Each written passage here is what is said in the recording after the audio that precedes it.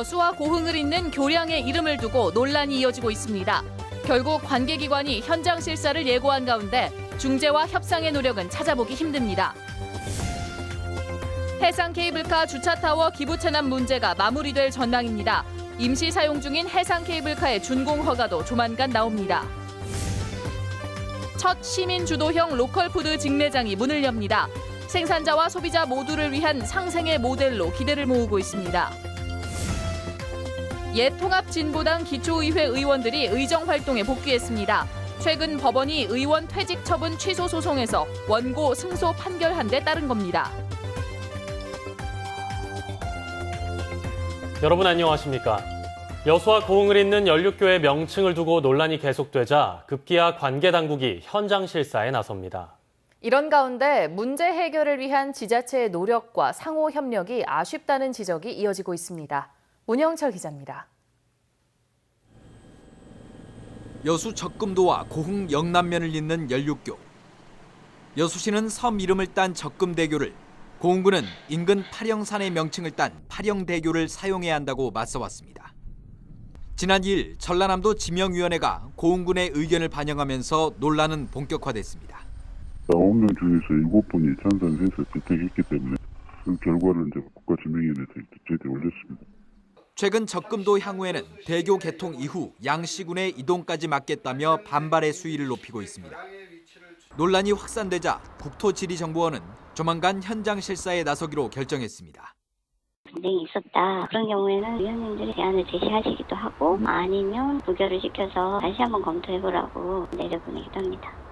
지난 3월에는 군산과 서천에서도 비슷한 논란이 있었지만 결국 중재와 협의를 통해 해결하면서 모범 사례로 평가되기도 했습니다. 여수시와 고흥군은 물론 갈등 해결을 위한 전라남도의 노력이 아쉽다는 지적이 나오는 이유입니다. 양 지자체 간과 주민들의 이해관계들은 감안했어야 되죠. 이런 부분들이 전남도가 간과를 하고. 국토지리정보원은 양시군이 합의한 새로운 명칭이 제시될 경우 이를 적극 반영하겠다는 뜻을 밝혔습니다. 하지만 도지명위원회를 다시 거쳐야 하는 절차적 번거로움이 따르고 무엇보다 고흥군의 동참 여부가 불투명합니다. 지역 간 감정의 골이 깊어진 가운데 다리의 명칭은 다음 달 말 국가지명위원회 심의를 통해 최종 결정됩니다. MBC 뉴스 문형철입니다. 여수 해상 케이블카 주차 타워의 기부 체납을 둘러싼 운영업체와 여수시 간의 갈등이 해결됐습니다. 여수시는 최근 해상 케이블카 운영업체인 주식회사 포마 측이 주차 타워 기부 체납에 필요한 서류를 시에 제출했고 계약서를 작성함에 따라 2, 3일 안에 등기 이전이 완료될 것이라고 밝혔습니다. 여수시는 이번 기부 체납 결정에 따라 임시 사용 중인 해상 케이블카에 대한 전라남도의 준공 허가도 조만간 나올 것으로 보고 있습니다. 올해로 17회째를 맞는 녹동바다 불꽃축제가 오는 22일까지 고흥 녹동항에서 열립니다. 이번 축제에는 물고기 잡기 체험과 노래자랑 등 관광객과 시민들이 함께 즐길 수 있는 다양한 행사들이 이어집니다. 또 밤 10시 30분부터는 고흥 밤바다를 배경으로 화려한 불꽃쇼가 선보입니다. 지역에서 첫 시민 주도형 로컬푸드 직매장이 내일 정식 개장해 운영에 들어갑니다. 생산자와 소비자가 상생하는 전국의 표준 모델이 될 것으로 기대됩니다. 김주희 기자입니다. 시민 주주 1,080여 명이 참여한 민관 공동 출자법인 순천 로컬푸드 주식회사의 직매장 1호점이 정식 개장합니다.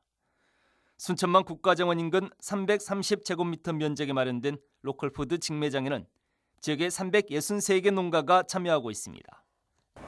출하자로 등록한 경우는 한 360여 명, 지금 현재는 그렇고, 그리고 출하 품목으로 등록된 것이 한 320여 가지 품목으로 등록이 되어 있습니다.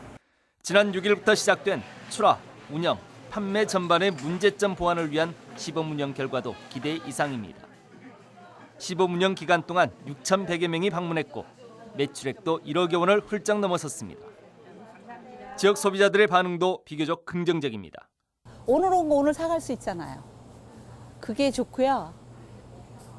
무엇보다도 저는 요즘에 막 여기 거 사다가 쌈 싸먹는 재미로 살아요. 건강하고 안전하게 믿을 수 있게 먹을 수 있을 것 같아서 저희 아이들이 건강하게 먹을 수 있을 것 같습니다. 자주 이용해야 될 것 같아요. 순천시는 로컬푸드 직매장 정식 개장에 이어 올 하반기 기존 순천만 국가정원 동문에 위치한 마을 사회적 기업관을 리모델링해 농가 레스토랑도 개장할 계획입니다. 또 로컬푸드 직매장의 다양한 품목 확보와 농가 소득 창출을 위한 가공센터도 건립합니다. 지역에서 처음으로 시도된 소비자 주도형 로컬푸드 직매장. 지역 농가를 살리고 도시 소비자들에게 안전한 먹거리를 보장하는 새로운 상생 모델이 될 수 있을 것으로 기대됩니다. MBC 뉴스 김주희입니다. 판매 직원이 없는 무인 로컬푸드 직매장이 우려와 달리 성공을 거두고 있습니다. 광주 광산구에서만 1년 사이 7개 점포로 늘어났는데 곧 광주 모든 지역으로 확대될 것으로 보입니다. 이계상 기자입니다. 농협 365 코너 한켠에 로컬푸드 직매장이 자리 잡고 있습니다. 오이와 고추, 토마토 등 다양한 농산물이 1,000원 단위 가격으로 판매되고 있습니다. 물건을 판매하는 직원이 없다 보니 소비자가 원하는 상품을 고른 뒤 합산한 금액을 양심껏 지불하는 시스템입니다. 시중 판매가보다 20-30%가량 저렴한 데다 신선도가 뛰어나서 소비자들의 만족도 역시 높습니다. 내가 원하는 걸 다 찾을 수 있고 이렇게 뭐 일반 마트, 대형 마트보다 훨씬 싱싱하고 가격도 저렴하고 믿을 수 있잖아요. 무인 시스템으로 운영되다 보니 물건이 자주 분실되지 않을까 걱정이 컸지만 돈을 내지 않고 물건만 가져가는 사례는 발생하지 않았습니다. 고객님들이 알아서 다들 그냥 정확히 세가지고 넣고 가시더라고요. 지하철 역사에 설치되어 있는 무인 로컬푸드 직매장은 하루에 3-4번씩 농산물을 채워놔야 할 정도로 인기를 끌고 있습니다. 광주 광산구 지역에서 운영되는 무인 직매장은 1년 사이에 7곳으로 늘었고 총 2억 3천만 원의 매출을 올렸는데도 인건비 지출은 당연히 한 푼도 없습니다. 매장 설치를 요청하는 소비자가 늘면서 올해 안에 광주 전 지역으로 확대될 예정입니다. 서구라든가 또 뭐 북구라든가 이런 부분에서도 광주시 전역에 공급할 수 있는 그런 여력이 있다면 앞으로 추진해 나가겠습니다. 로컬푸드 직매장 운영을 통해서 발생한 수익금의 10%는 나눔문화재단을 통해 사회에 환원되고 있습니다. MBC 뉴스 이계상입니다.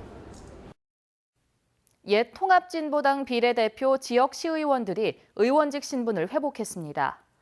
광주지법 제1행정부는 어제 옛 통진당 소속 김재영 여수시 의원과 김재임 순천시 의원 등 5명이 지난해 자치단체장을 상대로 제기한 비례대표 지방의회 의원 퇴직 처분 취소 소송에서 원고 승소 판결을 내렸습니다. 김재영 여수시 의원은 이에 따라 오늘 시의회 앞에서 기자회견을 열고 이번 판결은 중앙선관위와 지방의회 의장이 비례대표 의원 상실 여부를 결정할 아무런 권한이 없다는 의미라며 다시 찾은 의정 활동에 최선을 다할 것이라고 밝혔습니다.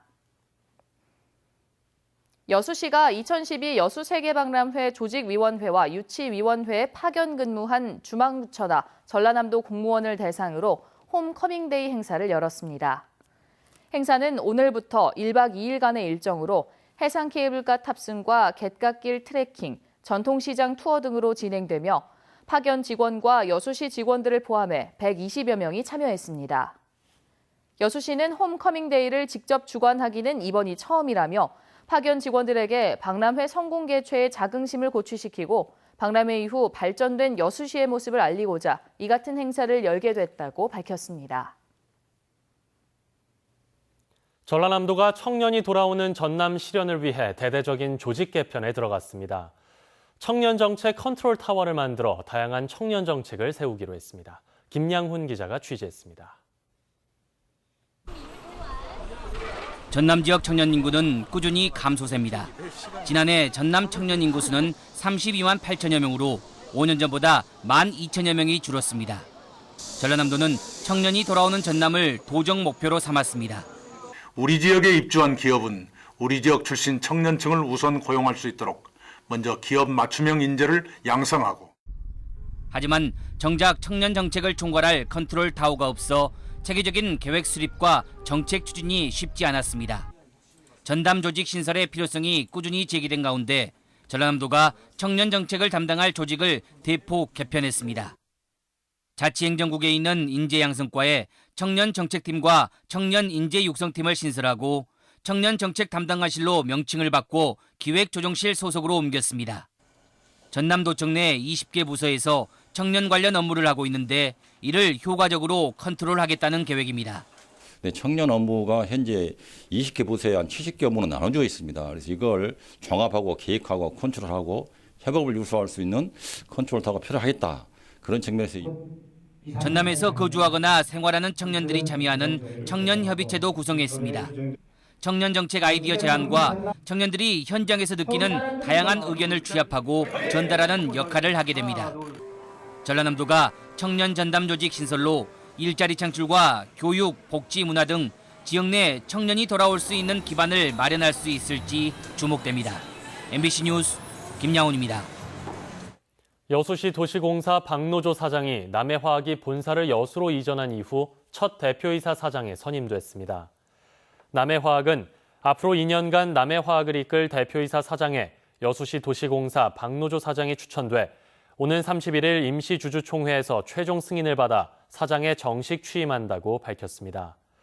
박 사장은 남해화학에서 30년간 근무하면서 공장장을 역임한 뒤 지난 2014년 여수시 도시공사 사장으로 자리를 옮겼으며 남해화학을 변화시킬 추진력과 전문성을 인정받은 것으로 알려지고 있습니다.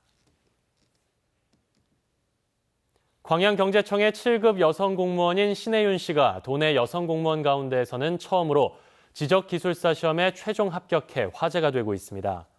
신 주무관은 광양 한 컨테이너 부도와 배후단지 개발 사업을 담당하고 있으며 기술사는 국가기술자격시험 중 최상위급 자격이며 박사급 전문가로 인정받습니다. 오늘 오전 11시 20분쯤 순천 신대지구 중흥 7단지 공사 현장에서 타워 크레인의 상층부가 30m 아래로 추락했습니다. 사고 당시 크레인 위에서 4명이 작업을 하고 있었지만 다행히 인명피해는 발생하지 않았습니다. 경찰은 크레인의 높이를 더 높이기 위해 상층부를 연결하는 작업을 벌이다 추락 사고가 난 것으로 보고 정확한 사고 원인을 조사하고 있습니다. 전국 최고 매실 생산지인 순천 지역에서 매실 출하가 본격적으로 시작됐습니다. 순천시는 전국 매실 재배 면적의 20%인 1,300여 헥타르 면적에서 수확된 매실의 출하가 본격적으로 시작돼 올해 예상 매실 생산량만 10,000여 톤에 이를 것으로 전망했습니다.